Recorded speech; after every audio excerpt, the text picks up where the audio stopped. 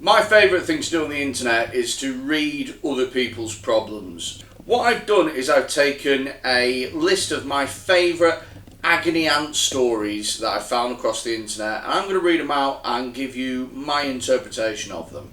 Freddie Quinn's desperate bid for relevant content. Let's get going.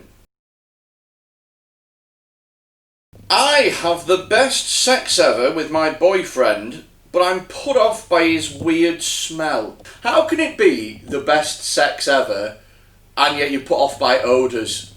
If the sex is that good, there's nothing else in the room. Already I am suspicious. Sex with my boyfriend is incredible and I like him a lot, but he has a smell that could be a deal breaker for me. Ooh. I noticed it the first time we had sex and tried not to pay much attention. No, you don't, do you? Oh my god. I want to know what he smells like. Is that weird? But I realise now it is his natural smell. It resembles cabbage. Wow. I wasn't expecting myself to be stopped in my tracks like, who smells a cabbage? What makes this weird is the only thing that smells of cabbage is cabbage. Unless he's having some cabbage before he fucks you. Who just has a natural cabbagey smell? What is she on about? It's his natural.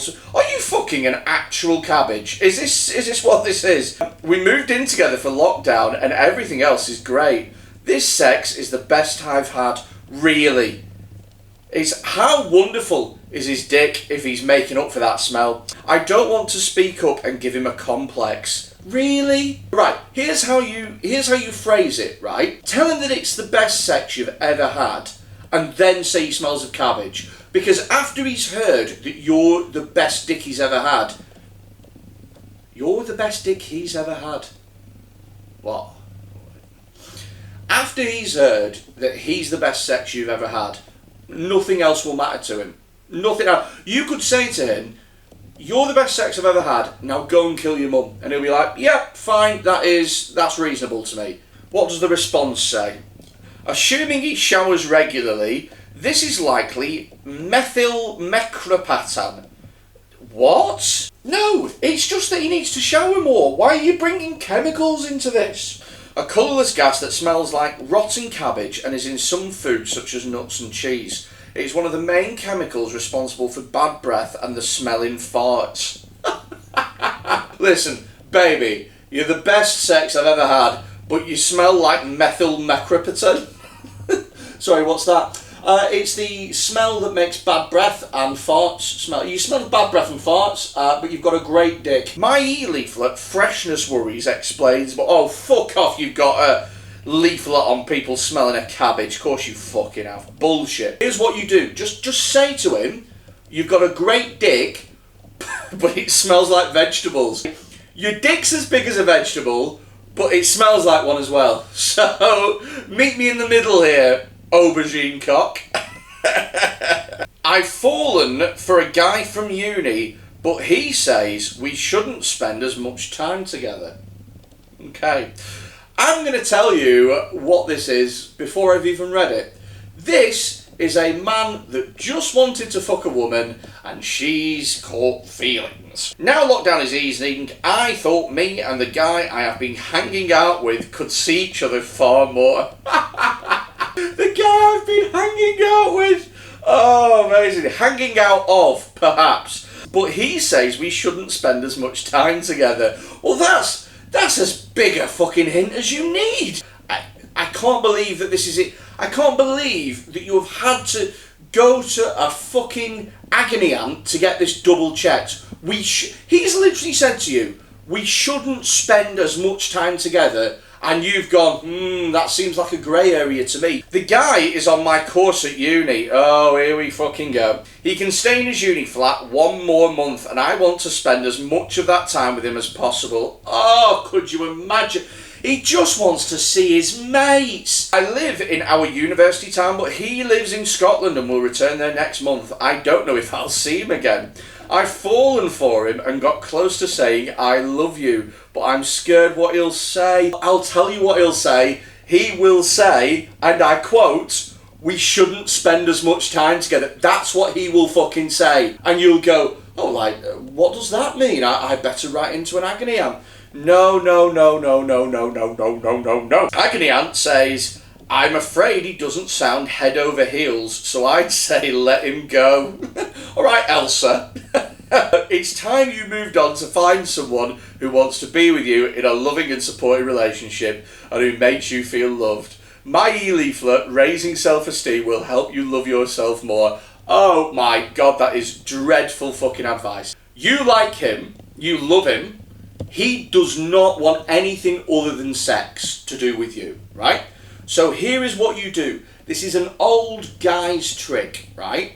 If you really like someone and they don't like you back, masturbate over them as much as you physically can until you cannot come no more.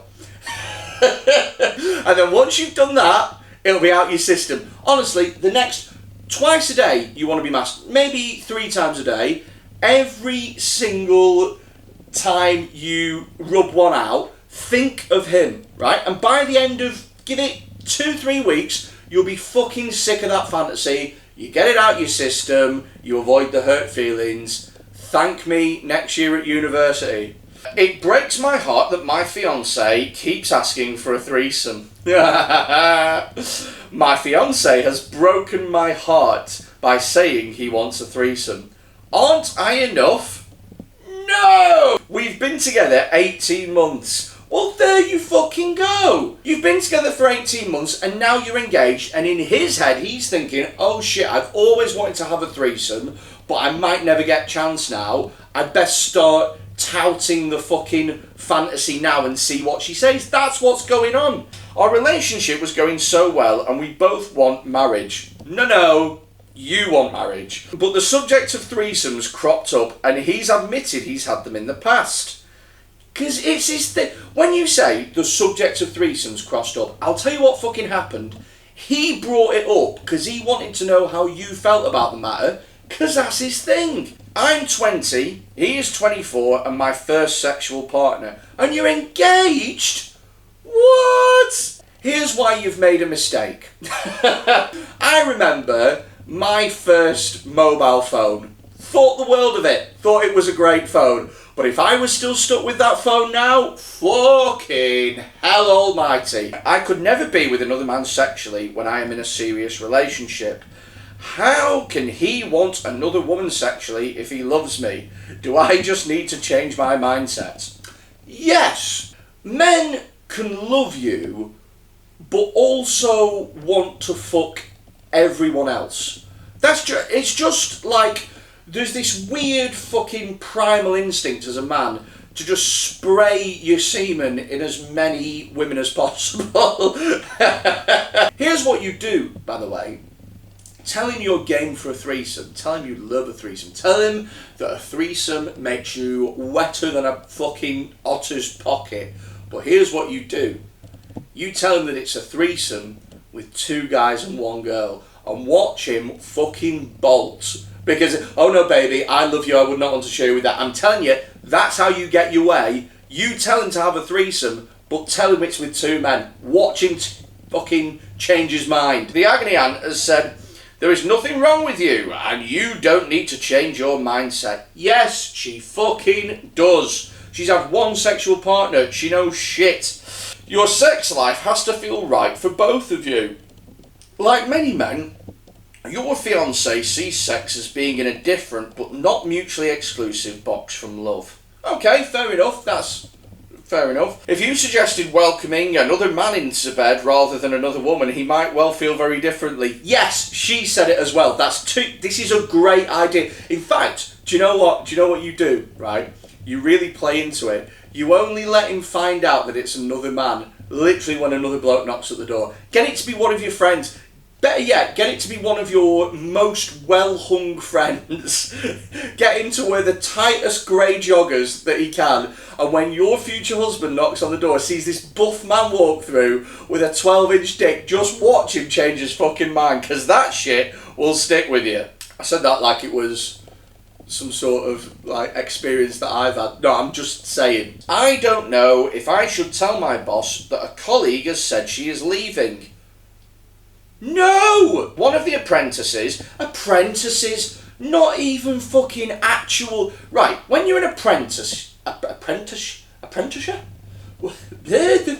When you're an apprentice at a company, you are the lowest of the low. You are the fucking shit on the pavement, right? And everyone has been there. Everyone starts out as an apprentice, so everyone kind of respects that that's what you've got to go through in order to get yourself established. But the way that you get people to respect you at work is by working hard and being good at your job. The way that you don't get people to respect you is by being a little fucking rat. Because if you start telling the higher ups that this girl's thinking about leaving, I'll tell you what will happen. None of your apprenticeship colleagues will want to so much as sit next to you. And then you'll be writing into an agony aunt like, why does nobody like me? It's because you're being a fucking kiss arse. The company has spent so much on her and has been really good to her. No, it fucking hasn't. She's an apprentice. If the company had been really good to her, they'd have given her a proper fucking wage. So don't you start being a little bootlicker. Fucking Betty Bootlicker over here. They will be really annoyed when she hands in her notice. No, they won't give a fuck because they've hired more than one apprentice. If there was one apprentice that they hired and that one apprentice fucked them off at the end of the course, yes, they'd be pissed off. But the reason that they hire lots of apprentices is because some of them will fuck them off and some of them will be shit. And they're hoping that out of the ones that leave and the ones that are incompetent, there's a few that aren't brain dead and want to stay there. That's how apprenticeship schemes work. Fuck me. They've been really good to me too, so I feel I should tell them.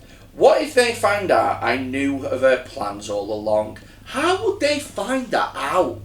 What is this, a fucking apprenticeship at a detective agency? If it's like an accountant, so like a fucking electricians or something, they're not going to give a shit. Let's see what the agony aunt says. I agree she is being unscrupulous, but best keep it to yourself. She told you in confidence and might well change your mind. Yeah, there's that as well. The amount of times, like when I was in a 9-to-5 job, the amount of times I would come into work and I'd be like, fuck this shit, I'm fucking leaving.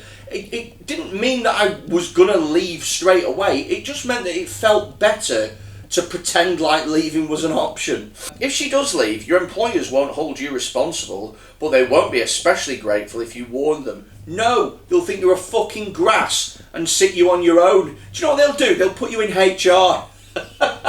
Is that why you want to spend the rest of your days in HR, looking over contracts, giving people their first written warnings? This is proper HR behaviour, isn't it? This is I bet, even though you're 18 years old, I bet you're fucking called Linda. Because that's what this is Linda behaviour.